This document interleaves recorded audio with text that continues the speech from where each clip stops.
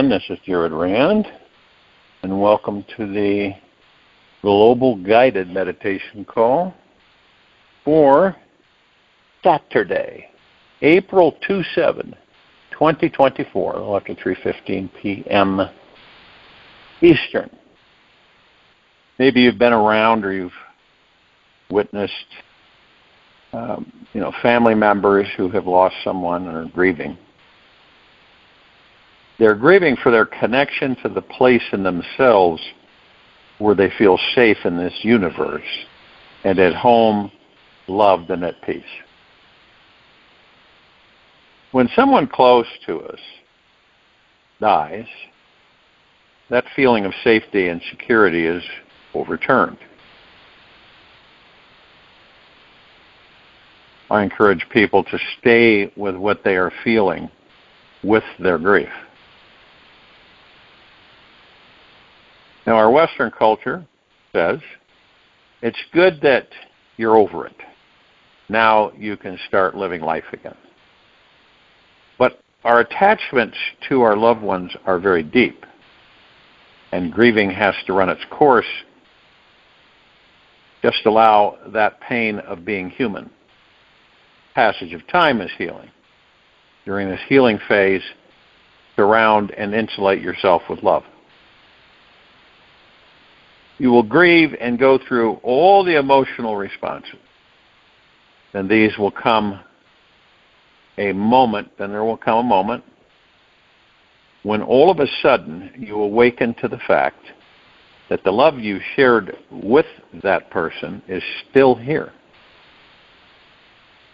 Maybe you will be watching a sunset or just sitting quietly, and at that moment you'll begin to let go of that person as a separate entity and allow them to merge into your soul and love.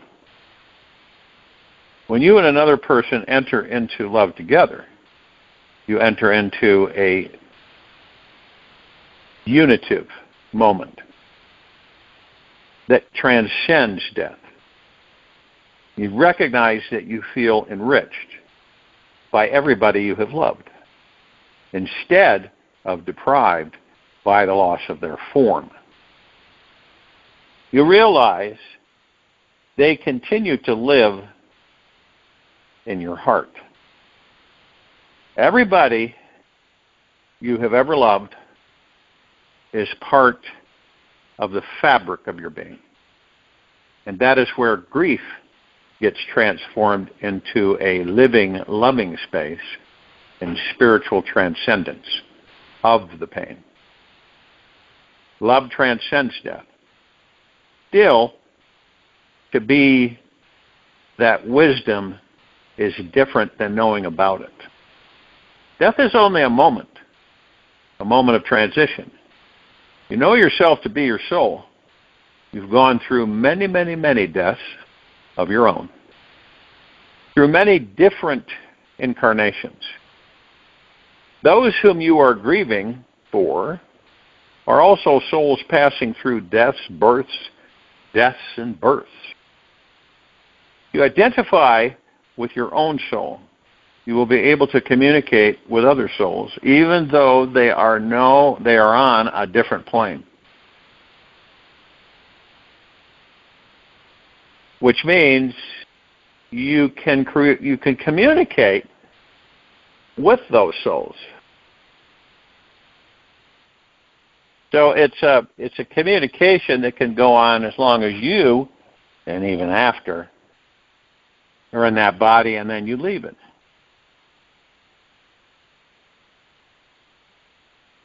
So you let your grief find expression.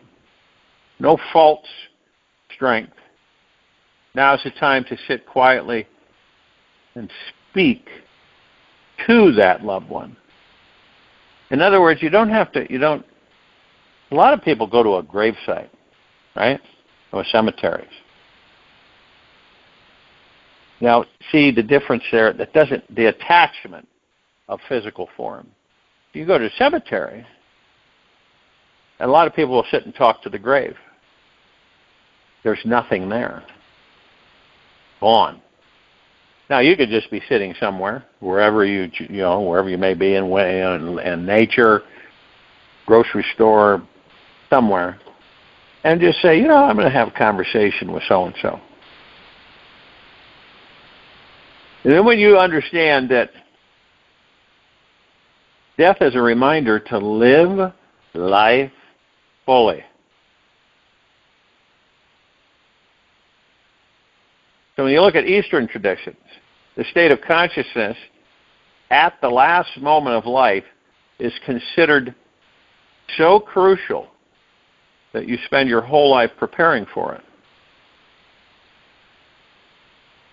And Mahatma Gandhi, the great Indian leader, most of us have heard of him, walked into a garden to give a press conference and was assassinated. As he fell, all he said was Ram, which is the Indian name for God. Meher Baba proclaimed, "The divine beloved is always with you, in you, and around you. Know that you are not separate from him." We have all been trained, incessantly so, to believe pretty much that when you talk about God, God is somewhere else. God's not in you. God's out there. If you look at a lot of the religions on this planet, they all kind of infer that. I am without form, without limit, beyond space, beyond time. I am in everything, and everything is in me. I am the bliss of this universe. Everything I am, everything am I.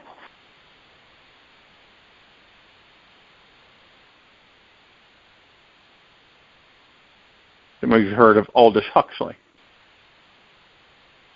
who says it so beautifully in his novel, Island. So now you can let go, my darling. Let go of this poor old body.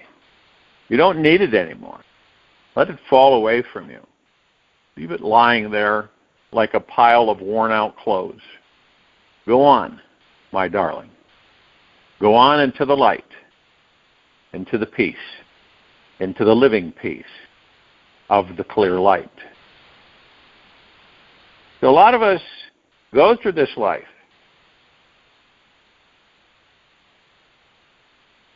and don't enjoy it. Now, we think we enjoy it, but nowhere near we could.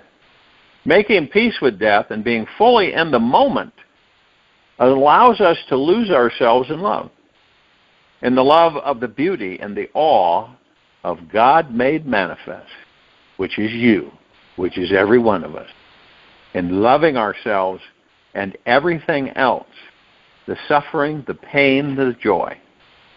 In the eternal present of the moment, we are free of time. Then if death is the moment, that's the moment. When you are in that place of openness, it's all possible. At the moment of death, you are surrounded and being cradled in the arms of God. If we let go lightly, we go out into the light toward the One, toward God. What grace! One dies as one lives. What else can better prepare you to die than the way you live? The game is to be where you are, honestly, consciously, and as fully as you know how. Once you have awakened, you can't fully go back to sleep, regardless of what happens in this world.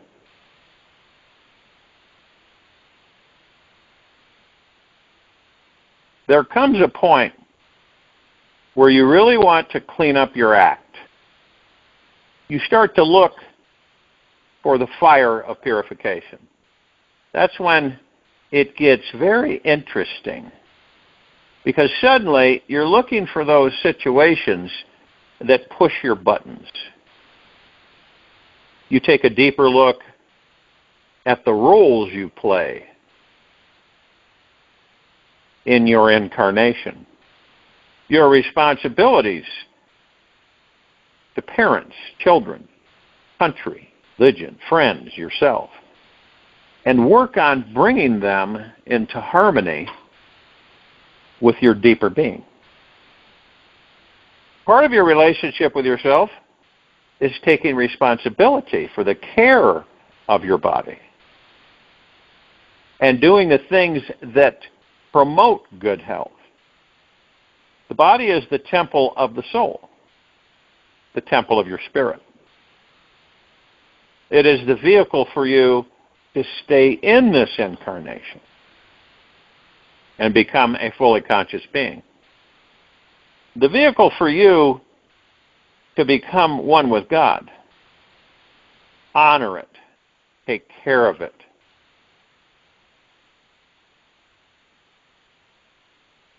And a lot of people, they're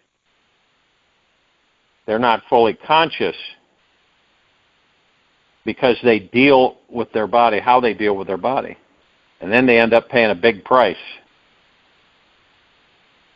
A stroke, a heart attack, you name it.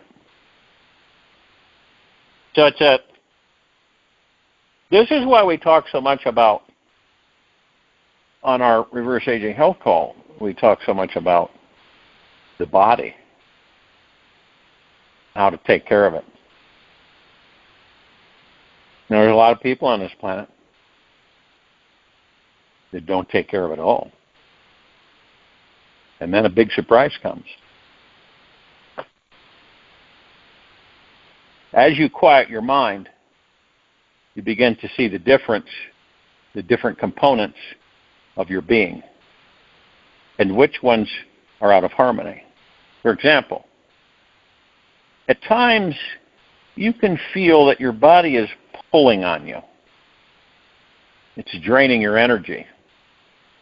Or the muscles need strengthening or relaxing. Remembering that your body is the temple of your spirit. Work with it. Doing things that release or balance energy. And there's a lot of different ways. Meditation is a really good way. Hatha yoga, the yoga of energy, Tai Chi. There's a lot of different areas that you could do. It doesn't take a rocket scientist to do them, to relax your body. And they all can be used as a path to the soul.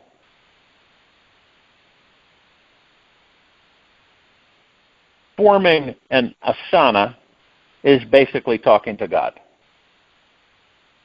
Also, be mindful of what you put into your body. The human body is a manifestation of God. Honor it. You're the God. The body is a manifestation of you within that body. Much of spiritual work is slowing down enough to let our minds come into harmony with our hearts. I mean, there's all kinds of writings. There's the Bhagavad Gita, there's the Krishna, tells Arjuna, give me your mind and your heart and you will come to me. It is as if always think of me, always love me, and I will guide your heart and your actions.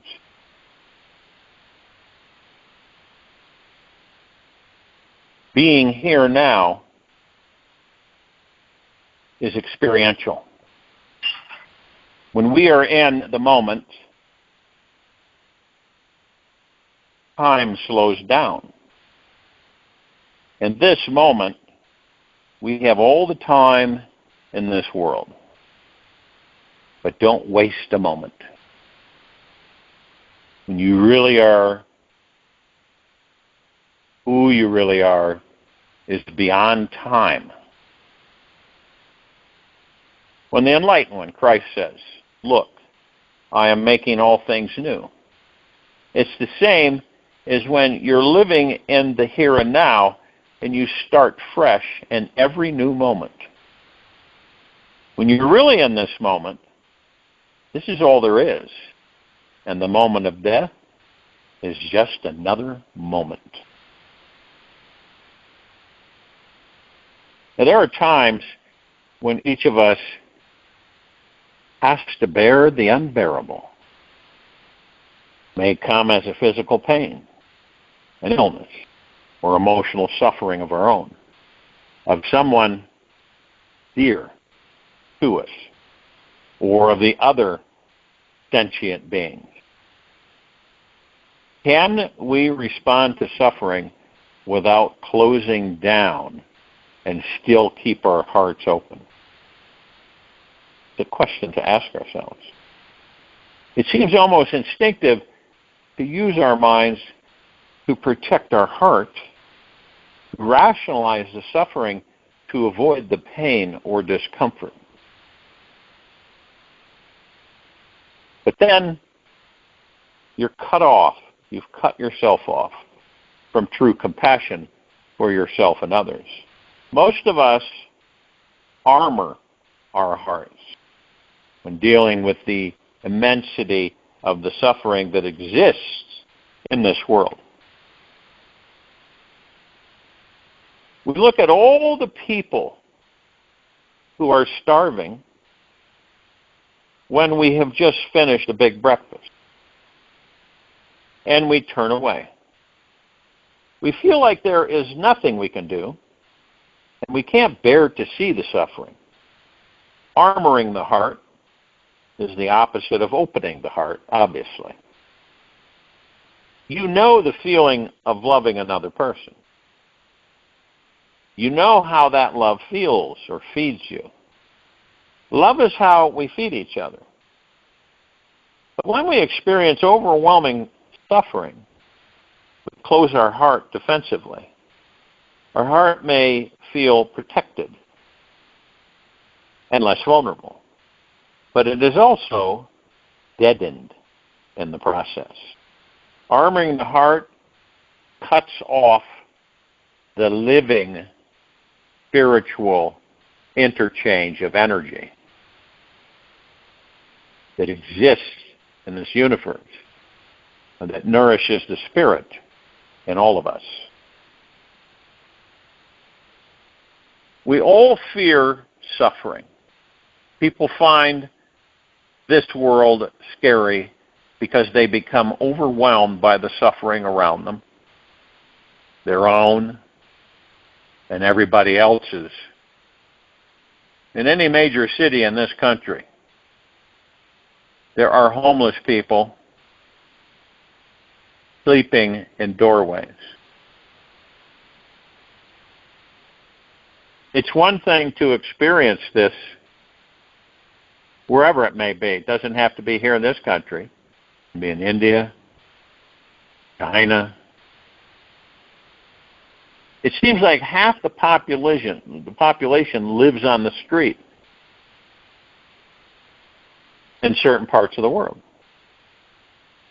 But in the affluent United States, it's bizarre that some people live so well and some are so poor. It feels like we should be able to get it together enough to provide everybody with at least shelter, food, and clothing.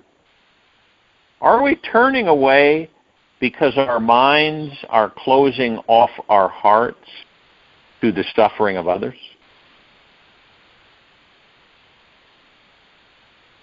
Now, I witness or interact with the immensity of the suffering all around me. When you have the understanding that there's more than one plane of consciousness, and by witnessing and by acknowledging the laws of this universe, when I can arrive at a perceptual vantage point where I look at a leaf or a drop of water or stars and planets and I see the oneness of existence, I can begin to see the exquisite interrelationship of phenomena. I can find universal law in each field I examine: physics, astronomy, music, genetics, mathematics, chemistry, from the point of view of oneness. I can't help being filled with awe at the magnificence of how it all works. I also realize that suffering is a part of the way it all works.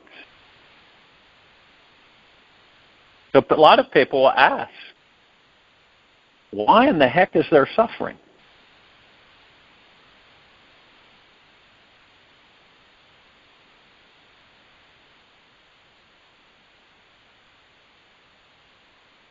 Now, Siddhartha, or Buddha, enlightened one, he discovered 4 noble truths. First noble truth says that all existence is characterized by suffering. Birth has in it suffering. Death has in it suffering. Old age has in it suffering. And sickness has in it suffering. Not getting what you want has in it suffering. Getting what you don't want has in it suffering. Even getting what you do want or not getting what you don't want involves suffering, because both are in time. Anything in time is impermanent. Lay not up for yourselves treasures upon earth, where moth and rust doth corrupt. As long as you are caught up in time, there is suffering.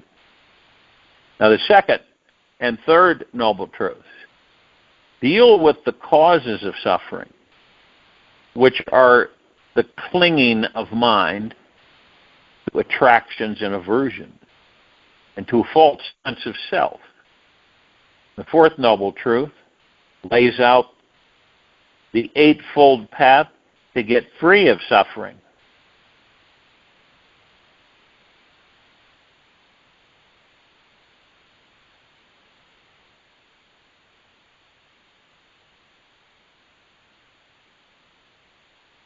You can see, you begin to see how you can change your point of view. Now, as I see it, we have 3 vantage points, or planes of consciousness from which we live. The first, we all know, is the ego, the plane of personality. The second is our individual soul, part of which is the witness, consciousness, we have already discussed. The third is the mystic part of us. Quakers call it the still small voice within, or the inner light. Hindus call it the Atman. We can also think of it as the one. You're the one. I'm the one. We're all the one. You're the God. I'm the God. We're all the God. You're the kingdom of God. I'm the kingdom of God. We're all the kingdom of God. Each of us has all 3 of these channels. They are all here simultaneously. But how you experience reality depends on which one your awareness is tuned to. When you dwell deep in the intuitive self, you are on the soul plane.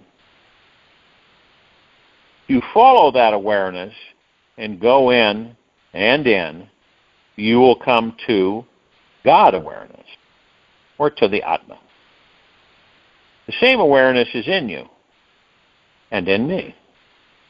God consciousness is the same in all of us. While we think we are incarnation, our soul witnesses it all and ultimately connects us to the universal God consciousness that dwells within each of us.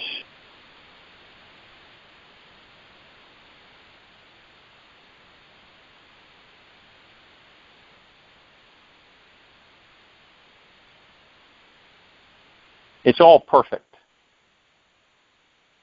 Having this life, learning how to, actually people learn how to enjoy their life.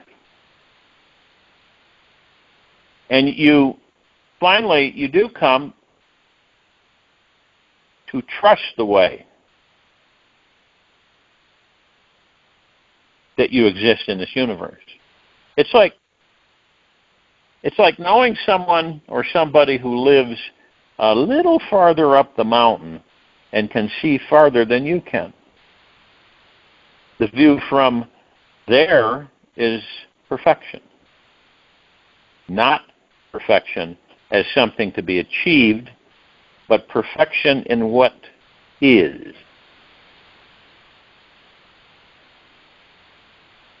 And many of us, we don't see that it's all perfect.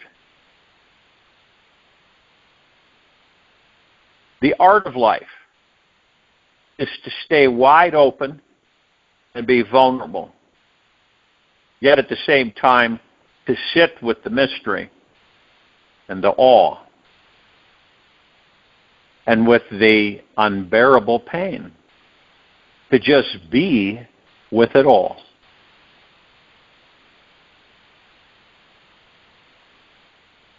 And it's called Be Here Now.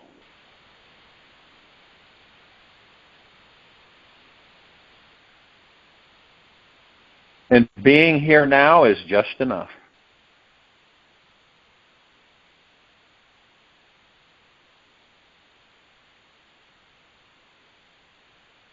You can see as we form the understanding that there is more living existence and understanding who and what we are. All of these different facets play important roles, but if you don't have all the pieces, what's going to happen? Well, you may catch yourself kind of going over the same area again and again and again. And this is where some of us will say something's missing here. You have a feeling as the God communicates with you.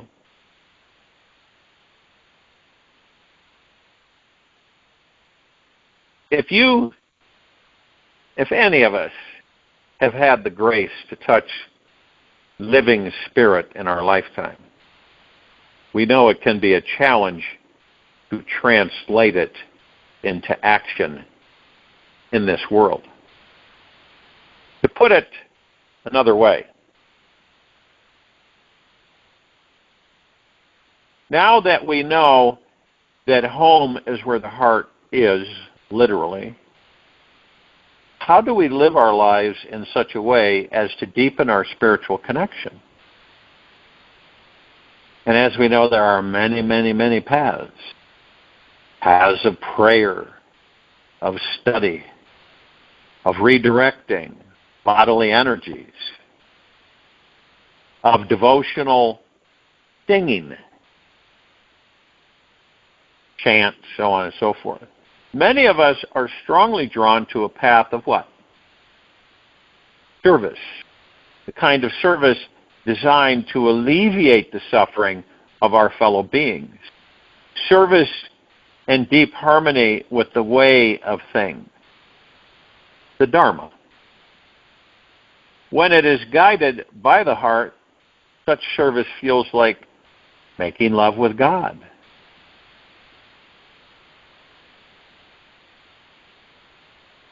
Now, when you think of like anyone, like Siddhartha Buddha, Jesus, in all his distressing disguises, giving and receiving, depending on how they're done, can nourish people on both ends. Those who receive can help others feel grace and deeply, eternally loved, to have the opportunity to serve. The art of receiving is a mindset that says, I am a soul. You are a soul. We come together, and what roles we play is kind of irrelevant. Likewise, in serving, what we truly offer another being is our own being.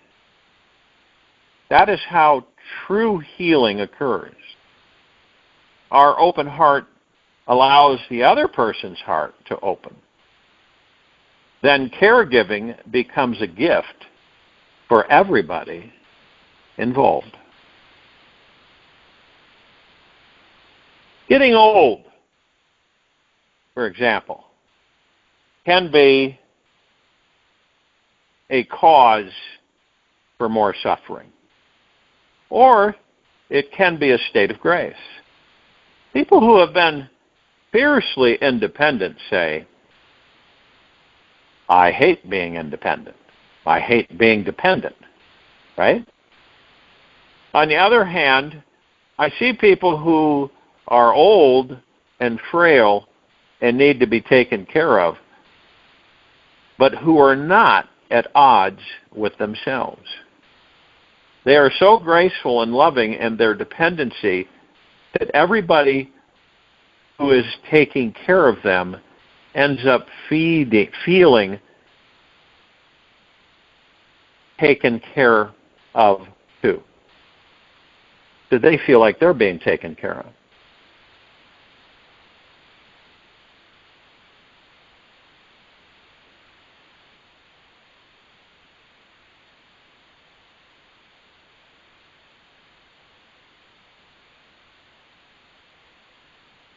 Now, it's like I changed my mother's diapers as she once changed mine. And then people would say, how disgusting.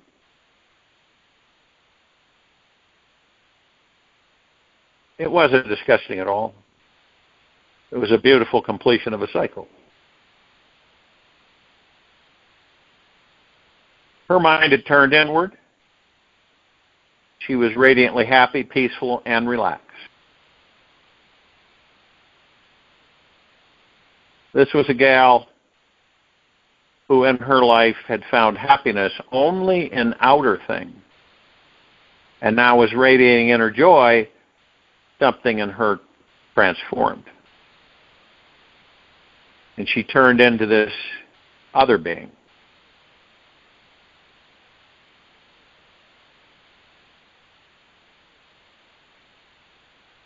Now, we can see beyond suffering.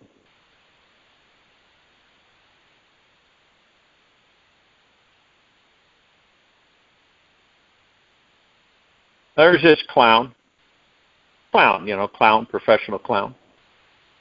Calls himself Wavy Gravy. Now, he's a living example of how to transform suffering, among other roles. Wavy is a professional clown who visits children in the hospital in full clown costume, complete with a big, round, red nose. He hangs out with the children who are critically ill or dying. He blows bubbles. Sometimes he plays games with them. Sometimes he delights them with face paint. Sometimes they just hang out, and he shares and lightens their burden. Wavy says, I don't know, burnt skin or bald heads on little kids, what do? I guess you just face it. When the kids are really hurting so bad, so afraid and probably dying, and everybody's heart is breaking, face it. Face it and see what happens after that. See what to do next. I got the idea of traveling with popcorn. When a kid is crying, I dab the tears with the popcorn and pop it into my mouth or into his or hers. We sit around together and eat the tears.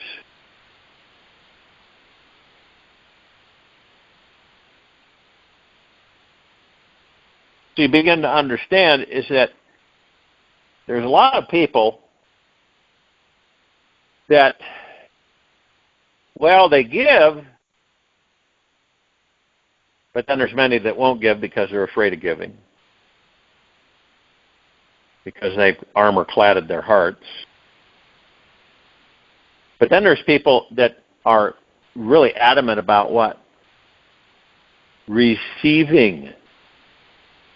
They almost, you could get in an argument with them because they're so adamant about they don't care to receive anything. That's pretty bent.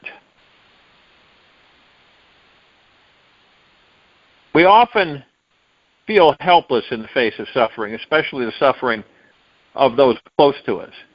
And we wonder how we can help. How many times in your life so far have you said, how can I help? Or how can we help? Right?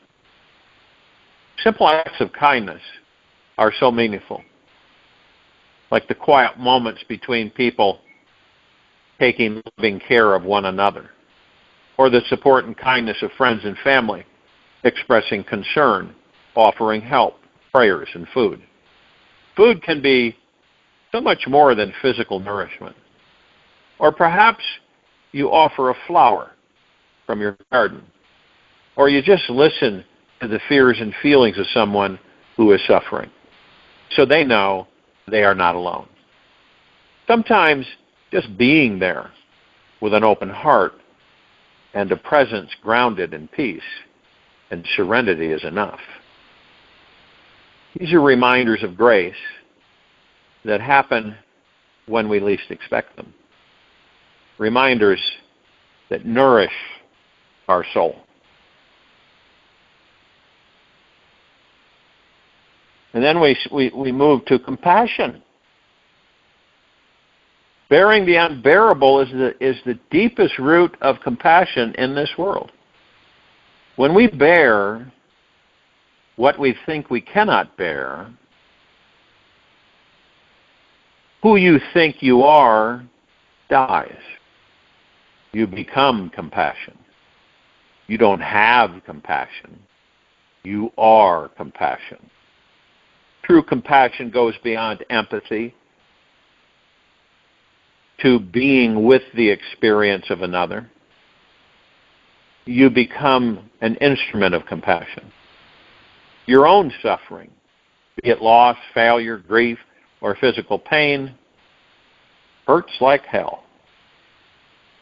Your heart may be broken, and yet here you are. You may have had an experience of suffering that burned deep into you and created a different quality of your being. You see the way that suffering forced your awakening. It's hard to imagine a spiritual curriculum in which Suffering 101 is not part of the course for becoming a full human being. It's a fierce teaching.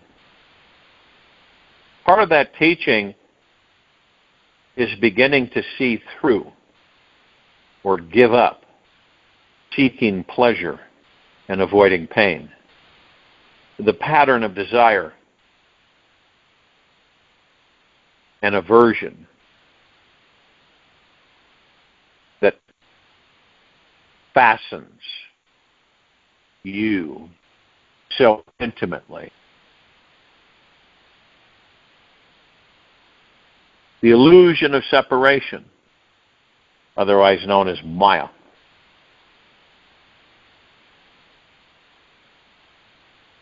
Something happens when we stop trying so hard to avoid suffering. When we wish it were different, we can't see how it is. There's a line in the Tao Te Ching that says, truth waits for eyes unclouded by longing.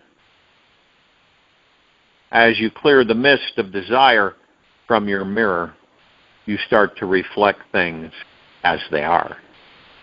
As you dwell more in loving awareness and see things as they truly are, you begin to expand beyond the boundaries of your separateness.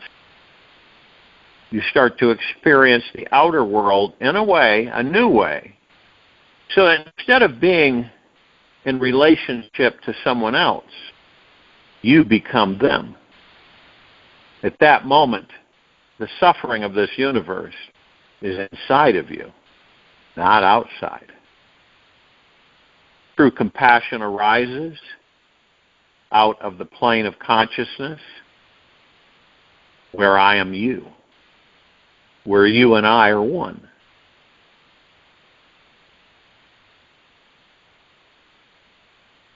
May all beings be free from danger. May all beings be free from mental suffering. May all beings be free from physical suffering. May all beings know peace. Om. I'll join you in the meditation. I'll return to close us out.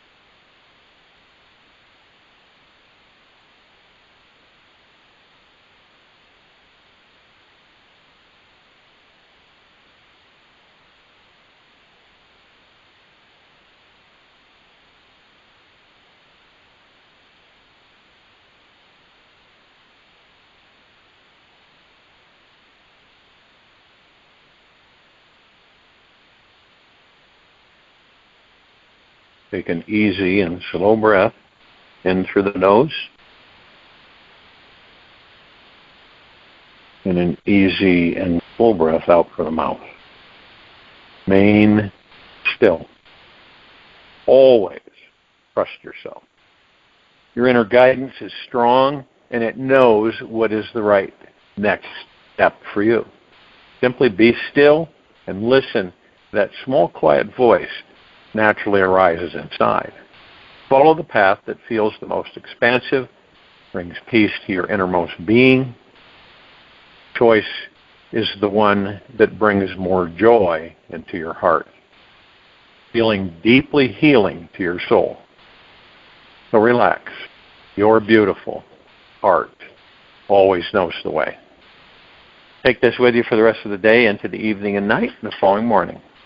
We'll return here Sunday, April 28th, 2024, around 3:15 p.m. Eastern, to continue our global guided meditation call. Be gentle, kind, generous, and humble with yourself at all times. Be in the highest of the highest high, deepest of the deepest deepest, purest of the purest purest, eternal gratitude at all times, and watch the music and the magic begin.